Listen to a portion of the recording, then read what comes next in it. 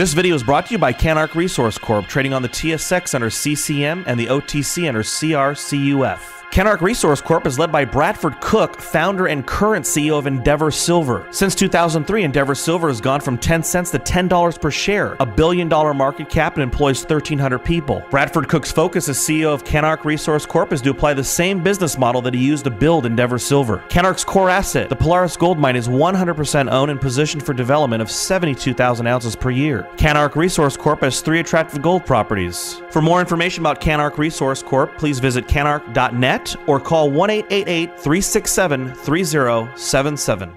Thank you for joining us at FutureMoneyTrends.com. I'm here with Chris Odom. I want to talk to him about currencies, how currency is going to be transferred, the future of currency markets, as well as Bitcoin. It's a topic of conversation here. We're here at a big libertarian convention in San Diego, California.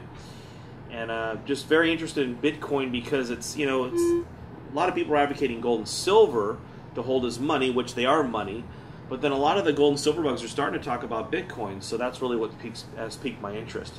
Chris, thank you for being with us today. Thank you very much. All right, Chris, so let's just start off with the first thing is, what is the significance of a Bitcoin? Bitcoin is significant because it is the first functional censorship-resistant currency. And so, like back in the 90s, everyone used to get all excited about the untraceable cash. We're going to have untraceable cash. But the reality is that the server that's running the untraceable cash can be shut down, just like Napster was shut down. And so what's really important, actually, it turned out wasn't untraceable cash, but censorship-resistant cash. And so, for example, Bitcoin is used on the drug market, Silk Road. Probably a lot of people talk about. I like to use it for an example because Silk Road is an actual website that sells drugs. And you can actually go on there and buy crystal methamphetamine, cocaine, whatever.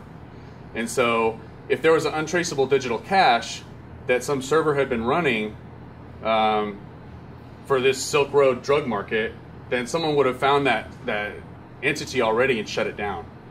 You just shut the server down, the same as Napster was shut down.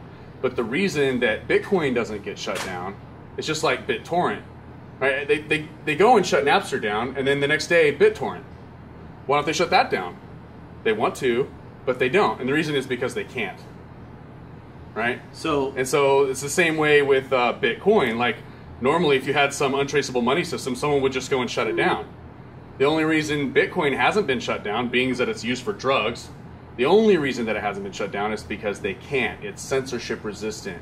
It's actually not untraceable. It's not anonymous. That's not what's important about it. What's important about Bitcoin is that it's censorship resistant, and therefore it hasn't been shut down. Anything else already would have been shut down by now. Where do you see it going in the future? Like, let's say, where is Bitcoin in 10 years from now? Well, right now, Bitcoin is on an exponential adoption curve.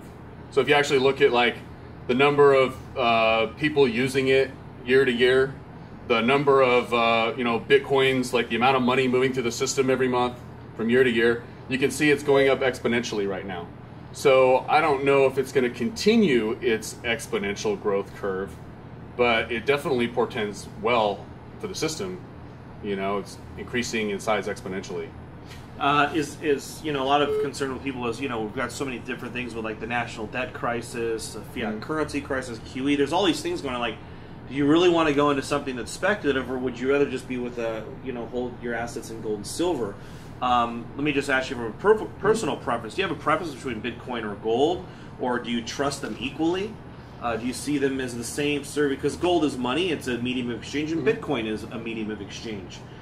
So do you see them as the same thing essentially, or would you feel safer with gold, or does it not matter to you? I wouldn't view them as an either-or proposition. The way I look at it is, look at all the value in the whole world. Right? Some of it's stored in land, some of it's stored in food, some of it's stored in equipment, some of it's stored in dollars, supposedly, some of it's stored in gold. Let's say that 1% of it were stored in Bitcoin, right?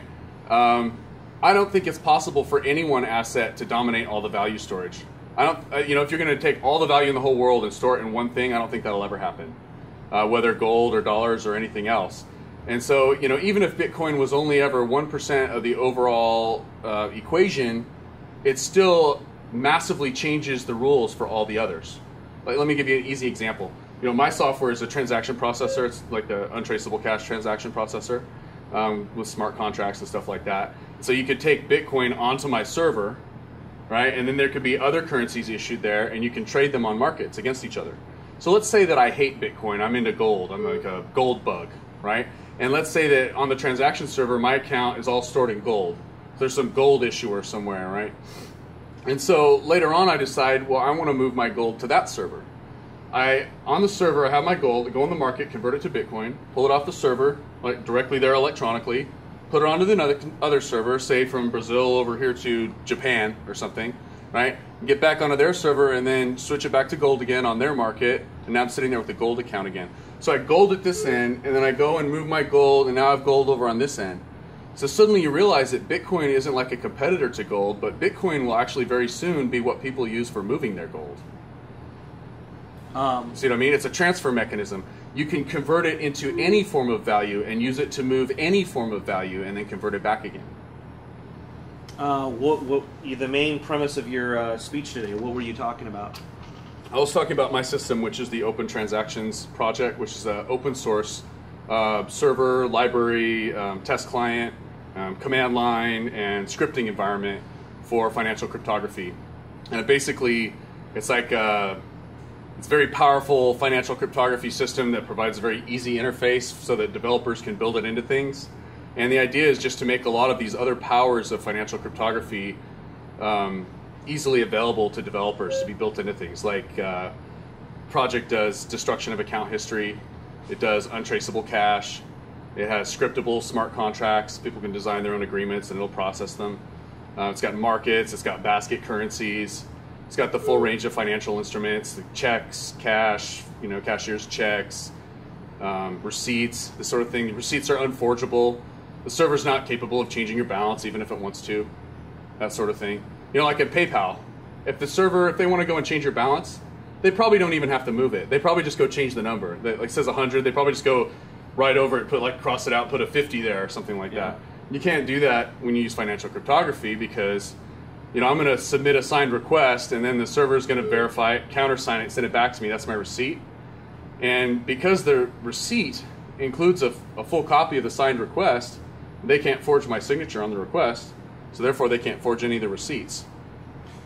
That's amazing. So this is the future of financial transactions, essentially. Yeah, I think transaction servers like mine and libraries like mine will be built into more and more software.